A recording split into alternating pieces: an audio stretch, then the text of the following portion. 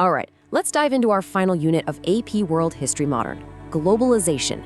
We are going to tackle the forces that have completely reshaped our world since 1900, creating the incredibly interconnected, complex, and, yeah, often controversial planet that we all live on today.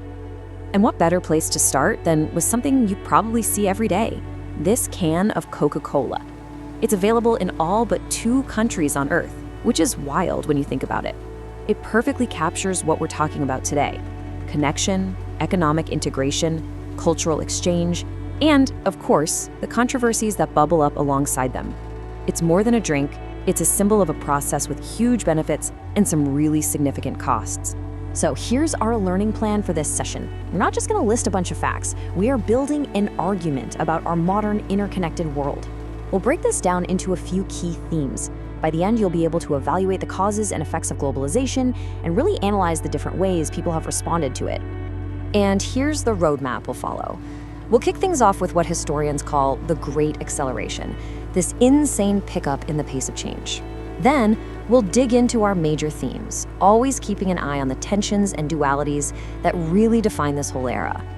Okay, let's jump in. The period after 1900, and especially after World War II, saw this absolutely unprecedented acceleration in how humans interact. You could say that our fundamental relationship with time and space was just radically changed. Think about it. New technologies in communication, transportation, and medicine didn't just tweak daily life, they fundamentally shrank the planet. That first wireless signal in 1901 made the Atlantic Ocean feel like a pond. The polio vaccine wasn't just a national achievement, it was a global health breakthrough. And then, of course, the internet came along and created a whole new dimension for human connection. But here's the thing. Every single aspect of this acceleration is a two-sided coin. Let's start with technology. It's an incredible connector, but it can also be a vehicle for contagion, both literally and figuratively. So back in the 1980s, you had these things called bulletin board systems, or a BBS. They were these early computer networks, slow, local, mostly text. You could build a small community, but it was really limited. Flash forward just a few decades and social media can rally millions of people for protests like the Arab Spring in 2011, literally toppling governments and redrawing political maps. The scale of change is just staggering. So here's the crucial takeaway. The very same networks that connect us for good can also be used to spread disease or act as tools of state control. The infrastructure that enables a democratic movement is the exact same one that allows for government surveillance. This duality, this tension, is a core theme you have to understand for Unit 9. Okay, time to put on your historian hat. I want you to pause this explainer right now and apply that same two-sided coin idea to transportation. Think about jet travel, which just exploded after the mid-20th century. What's one big positive and one big negative consequence of all that hypermobility? Go ahead and pause. So if you jotted down something like increased trade and tourism as a positive, and maybe the rapid spread of viruses like COVID-19 or a huge carbon footprint as a negative, you are exactly on the right track. That ability to analyze both the good and the bad, the causes and effects, that's the complex thinking you need for this unit. All right, let's shift gears to the engine of globalization, economics.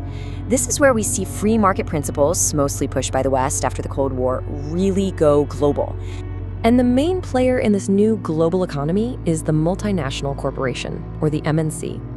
Now, these aren't totally new. You could think of the British East India Company, right?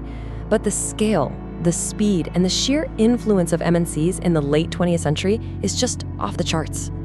And this map just illustrates their impact perfectly.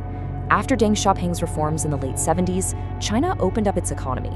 I want you to picture the flow of capital, money pouring in from the US, Japan, and Europe. It flows right into these coastal cities like Shenzhen, building massive factories that turn China into the world's factory and lift hundreds of millions of people out of poverty. It's a stunning transformation. But let's flip that coin. The immense power of these MNCs has also sparked a lot of resistance. This quote about our old friend Coca-Cola points to accusations of exploiting workers, damaging local environments, and breaking up unions in developing countries. And that's the tension right there, global economic integration versus local resistance.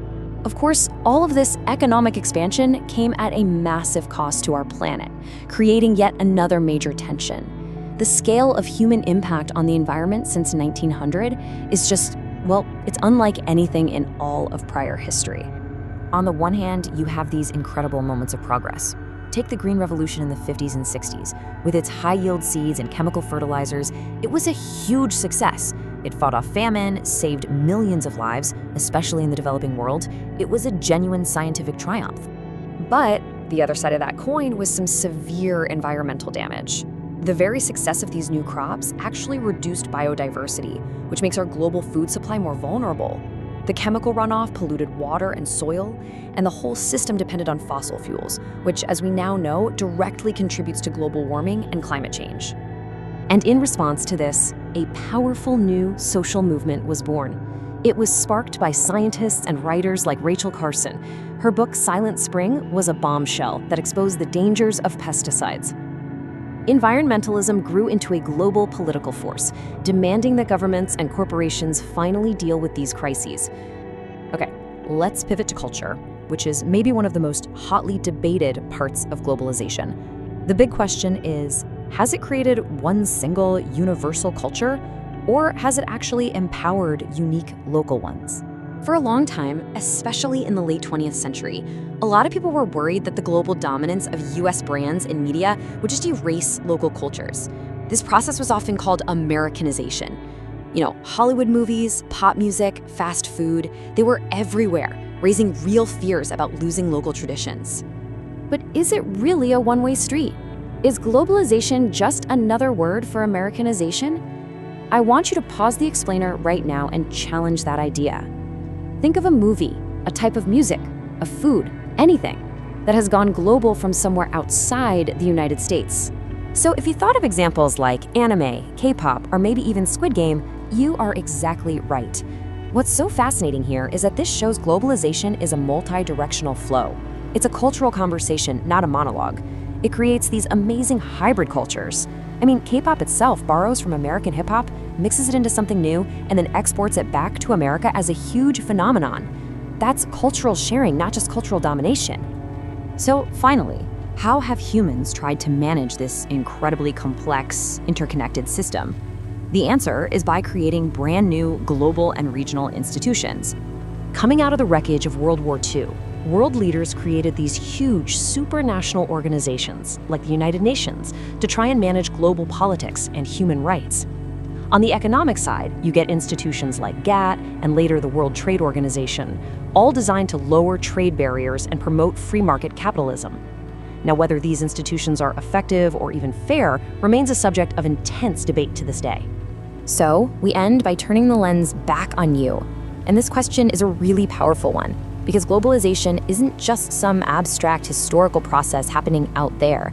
It is the very fabric of your daily life. So if there's one thing you take away from this entire unit, it's this. Globalization is defined by tension. It's always connection versus contagion, integration versus resistance, progress versus peril, universal culture versus unique identity. Understanding these dualities, these constant push and pull dynamics, is the absolute key to mastering this topic for the AP exam. So for your final self-assessment, I want you to use this lens. Look at the tag on your shirt, think about where the food you ate today came from, or look at the top story on your newsfeed. Then, analyze how that one single item represents both the incredible interconnectedness and the deep tensions that we've talked about today.